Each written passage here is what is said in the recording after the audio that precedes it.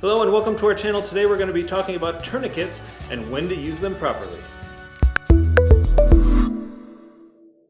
Hello and welcome to our channel. Here we're going to show you about issues that are important to every homeowner, including issues on emergency management and repairs. So this is a follow-on to our Emergency Medical Go Bag series that started about a month ago. So when I was talking about emergency medical bags, I mentioned that I have a tourniquet in them. Well, a tourniquet is defined as a device that is used for stopping the flow of blood through a vein or artery, typically by compressing a limb with a cord or a tight bandage. With that definition, a tourniquet could be really anything. It could be a belt and using a stick or something long and rigid. It could be a SWAT tourniquet, which is a stretchy like rubber band type thing.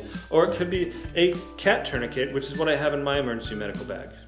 These cat tourniquets were originally designed and used for the military, and that's why it's called a cat tourniquet, which is a combat applications tourniquet.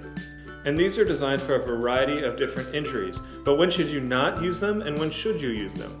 So pretty simple, when should you not use them? It should be self-explanatory, but we do have to cover it. Torso, right? It's not going to reach around your torso and stop bleeding. It's going to be ineffective.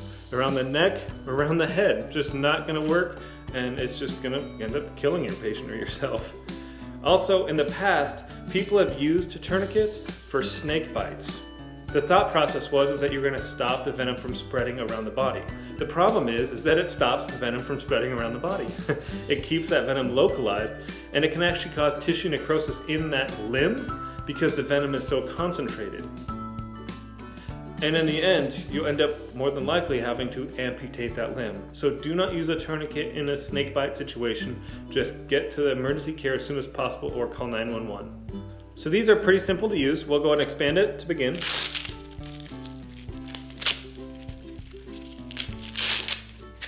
Okay, so they've got a Velcro band you can see here that goes around the limb portion.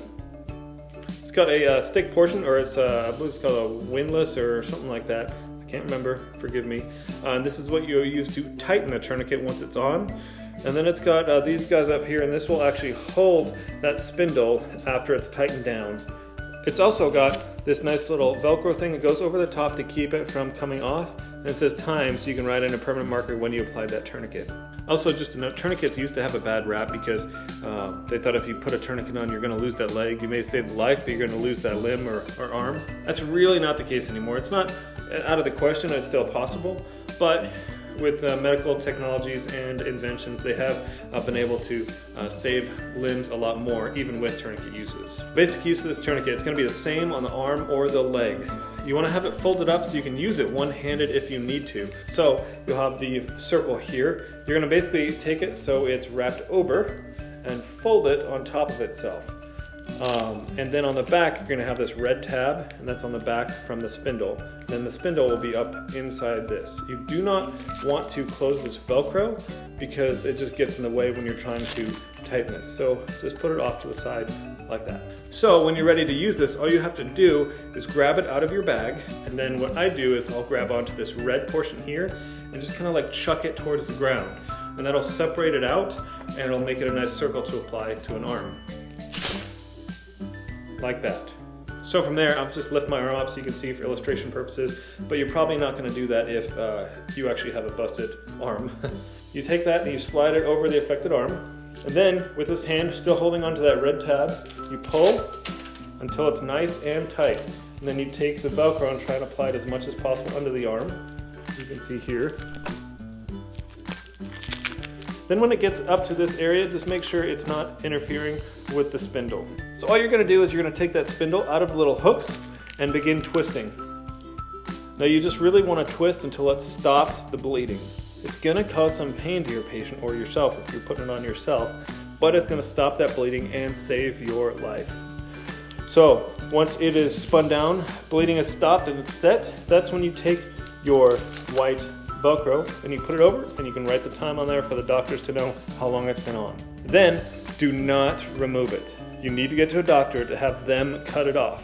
The reason is, if you take this off before you get to an emergency room, you may open up that blood flow again that started to clot, and you may not be able to put it back on.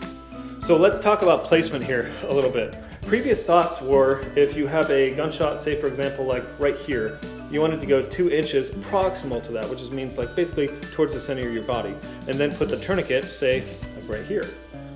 Well, the problem is you got all this muscle and stuff right here, you're trying to fight against that artery to clench it off.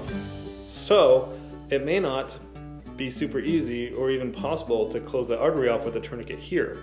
So the current thought process is, instead of putting it 2 inches proximal to the injury, you're actually going to put it as high as you can on that affected limb. So if it's on your arm, all the way up into your armpit, or if it's on your leg, all the way up in your groin. I know that may not make a whole lot of sense, but it's actually easier, especially on your leg, to compress that femoral artery when it's up in your groin area versus like mid-thigh or down by your knee. And that's basically it. You just want to make sure it's folded properly so it's ready to be used, because if you need it, you're going to need it in a hurry. I've seen these used quite a number of times and they're super effective. So don't be afraid to use this. Doctors have come back and said that they can save limbs, and they can save them more often now than they used to be able to if you use this. So I'd rather use this and even lose my limb and save my life than to not use it and bleed out. So if you have any questions at all, put them down in the comments below and I'll get back to you as soon as possible. If you want a link for a good cat tourniquet, I have one down below in the description. You don't necessarily want to buy the cheapest one of these, because if you buy one that's cheap, it has a tendency to break just because it's cheaper. And you do not want that to happen when your life is riding on it. So spend a little bit more. The ones I put on there are about 30 bucks, and that's the ones that I use. They're made really well, and you probably will only need 1 or 2 of them in a lifetime, which is good.